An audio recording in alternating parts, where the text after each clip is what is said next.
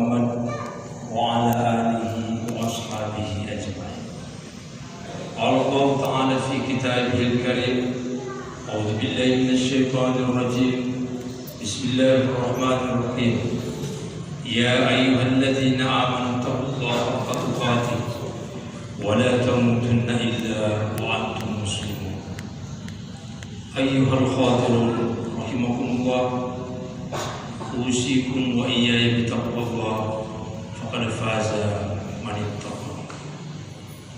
Hadirin jamaah Jumat rahimakumullah, syukur alhamdulillah pada siang hari ini kita berkumpul bersama-sama dalam rangka menunaikan salah satu kewajiban kita, salat Jumat secara berjamaah.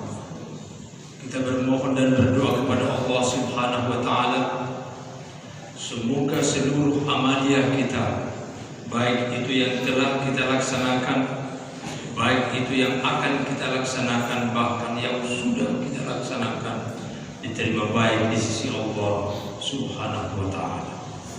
Amin Allahumma amin.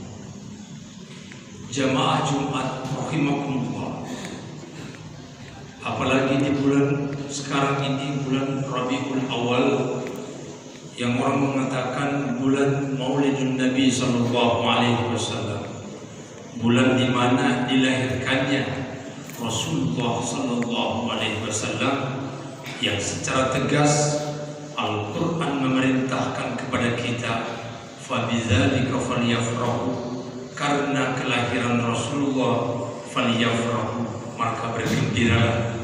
Ini salah satu penjelasan dari Imam As-Suyuti, penulis Tafsirul Jalalain.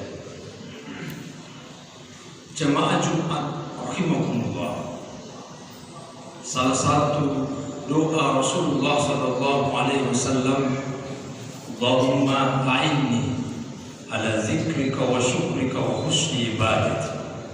Ya Allah, ujar Nabi sallallahu alaihi wasallam, jadikanlah aku hamba yang senantiasa berzikir kepadamu. Ya Allah, ya Rabb, jadikanlah aku hamba Allah yang senantiasa dan tahu berterima kasih, bersyukur atas segala nikmat-nikmat-Mu ya Allah. Ya Allah, ya Rabb, jadikanlah aku orang-orang yang senantiasa memperbaiki persembahan-persembahan ibadah kepadamu. Tiga doa ini yang sering Rasulullah sampaikan dalam doa. Yang pertama, Allahumma a'inni ala zikrika. Ya Allah, jadikan aku hamba-Mu yang senantiasa berzikir kepadamu. Kenapa ini menjadi awal doa Rasulullah SAW? Salah satu qaul para ulama dalam Al-Quran, dari seluruh rangkaian ibadah kita kepada Allah, mulai dari salat, zakat, puasa, haji, umrah, dan seluruh ibadah yang kita lakukan, ayat Al-Quran menjelaskan, wala dzikrullahi akbar. Ingatlah zikir kepada Allah, amalan yang paling besar pahalanya di sisi Allah Subhanahu wa Ta'ala. Jamaah Jumat rahimakumullah, saya menukil ayat dalam surah Taha misalnya. Allah Subhanahu wa Ta'ala berfirman, a'udzu billahi minasy syaithanir rajim. Bismillahirrahmanirrahim. Innani anallah la ilaha illa ana fa'budni wa aqimis salata li dzikri. Allah Subhanahu wa Ta'ala berfirman, la ilaha innani anallah, sesungguhnya aku ini adalah Allah. La ilaha illa ana, tiada Tuhan selain aku. Fa'budni, sobat, wa aqimis salata, kediang sembahyang, zikri, untuk mengingat lumai. Ada 4 inti dari ayat ini. Yang pertama, la ilaha illa ana, tidak ada Tuhan kecuali aku. Ini kata Allah Subhanahu wa Ta'ala. Makna dasar dari kalimat tauhid, la ilaha illallah, tiada Tuhan selain Allah. Ketika seorang manusia sudah mengucapkan ini, didasari dengan hati yang ikhlas, dia sudah otomatis menjadi seorang muslim. Tiada Tuhan kecuali Allah. Lanjut ayat ini mengatakan, fa'budni, sembahlah aku. Sobat, kalimat-kalimat penyembahan ini kemudian relevansi dengan kalimat tauhid. Makna selanjutnya adalah la ilaha illallah, bimakna la ma'budah illallah. Tidak ada yang patut disembah kecuali Allah Subhanahu wa ta'ala. Jamaah Jumat rahimakumullah, setelah kita diperintahkan sembah, kemudian kata sembah diikuti aqimis salata, dirikan salat. Makna kemudian setelah salat diakhiri dengan ayat dzikri. Tujuan Anda mendirikan salat adalah zikrullah. Namun timbul pertanyaan, mengapa kalimat fa'budni kemudian aqimis salat? Sembah dulu baru dirikan salat. Kenapa bukan dirikan salat kemudian sembah kepada Allah Subhanahu wa ta'ala? Oleh karena itu, kaum sufi, para ulama sufi mengatakan dan menjelaskan rahasia ayat ini kemudian adalah sebelum Anda takbiratul ihram, sembah Allah dahulu. Capaian-capaian persembahan kita kemudian melalui penjelasan para ulama sangat bervariasi.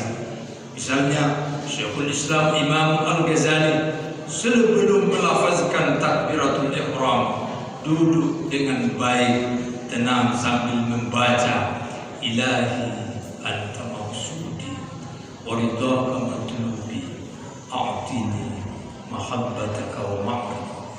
Tidak merubah syariat, tidak menambah-nambahi rukun dan syarat salat, tapi kalimat seperti ini mampu membantu lil huduril qalbi, menghadirkan hati. Lain lagi Imam Syafi'i rahimahullah, sebelum takbiratul ihram beliau mengatakan wa yustahabbu an yatalaffaza bin niyati lil huduril qalbi. Sangat dianjurkan melafazkan niat yang sekira-kira hanya Anda yang mendengar, lil huduril qalbi, untuk membantu menghadirkan hati. Jamaah Jumat rahimakumullah, setelah makna yang kedua kalimat tauhid, la ma'budah illallah, tidak ada yang patut disembah kecuali Allah Subhanahu wa ta'ala. Tingkatan yang ketiga makna kalimat tauhid adalah la ilaha illallah, la maqsuda illallah, tiada maksud, tidak ada tujuan lain kecuali Allah Subhanahu wa ta'ala. Maka seluruh aktivitas manusia seharusnya, bukan hanya ketika Anda salat, bukan hanya ketika Anda naik haji dan umrah dan ibadah yang lain, mulai dari bangun tidur sampai Anda tidur kemudian adalah seharusnya la maqsuda illallah, tujuannya adalah mencari ridha Allah Subhanahu wa ta'ala. Ini ayat kemudian dipertegas di surah yang lain, wa ma umiru illa liya'budullaha mukhlishin. Tiadalah kami perintahkan kepada kalian untuk menyembah. Makna kalimat sembahan di sini bukan hanya persembahan ibadah, tapi seluruh aktivitas kita harusnya kemudian dipersembahkan kepada Allah Subhanahu wa ta'ala. Jamaah Jumat rahimakumullah, makna yang keempat daripada kalimat tauhid la ilaha illallah, bermakna la wujuda illallah, tidak ada wujud sesungguhnya kecuali Allah Subhanahu wa ta'ala. Ini kemudian kalimat jika diekstrak sangat relevan. Kalimat-kalimat la haula wala quwata illa billah, tidak ada daya dan upaya kecuali Allah Subhanahu wa ta'ala. Maka wajarlah seorang sahabat Rasulullah SAW, termasuk khulafaur rasyidin Sayyidina Ali karramallahu wajhah, dalam sebuah untayan hikmahnya beliau mengatakan, ma ra'aitu illallah, aku tidak melihat sesuatu apapun kecuali Allah Subhanahu wa ta'ala. Untuk mencapai pada makam seperti ini? Tentu butuh riadah, butuh kajian yang mendalam dalam rangka ittiba'un Nabi sallallahu alaihi wasallam, ikut kepada ajaran Rasulullah, bukan hanya hal-hal yang sifatnya zahiriyah, tapi yang jauh lebih penting di atas itu adalah konsep ajaran Rasulullah yang sifatnya substansialistik.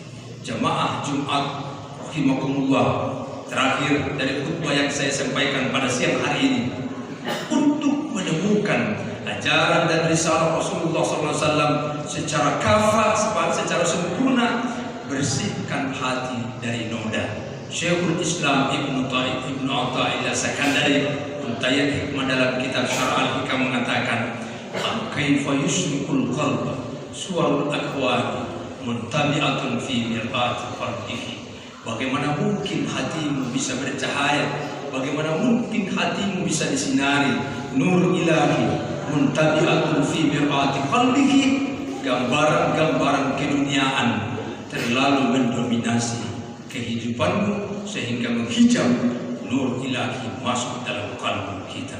Jamaah Jumat rahimakumullah, semoga khutbah singkat yang kami sampaikan pada siang hari ini bisa membawa kita pada suatu kondisi-kondisi agar kita sadar bahwa masih banyak hal-hal yang perlu kita bahas yang sifatnya pendekatan diri kepada Allah melalui ajaran Rasulullah SAW dan diwariskan kepada para ulama-ulama kita dan para kiai kita di Nusantara ini. Barakallahu li wa lakum fil Qur'anil Karim wa nafa'ani wa iyyakum bima fihi minal ayati wadh-dhikril hakim wa taqabbalallahu minni wa minkum tilawatahu innahu huwas samiul alim.